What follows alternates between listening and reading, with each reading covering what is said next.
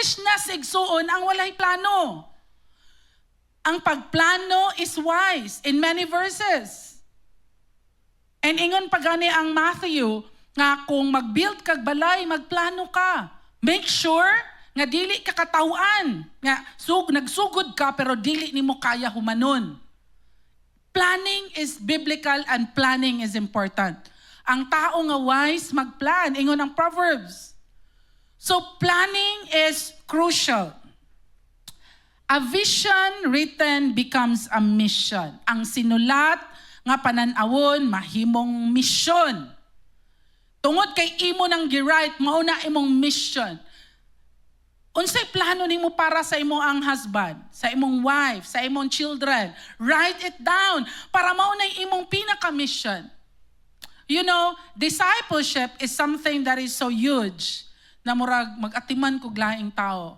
Pero kabalo ba ka nga ang pinaka kanang nindot o lig-on kay nga discipleship kung kita ginikanan ma-disciple na to atong mga anak. I think that's the hardest discipleship. Kanang imong mga anak, mga lagad gud sila ni Lord growing up. It takes really a real discipleship to do that. Kaysa yun magdala og ubang tao, pero kanang someone nga you're with in the house, kaila sa imo ang weakness, kaila sa imo ang kinsa ka kabati, unya imo siyang ma-disciple, that is huge. Gahom na gina sa Holy Spirit ang makabuhat, anak. Labot, gyud dapat si Lord. Siya'y pinaka number 1 sa imong plano.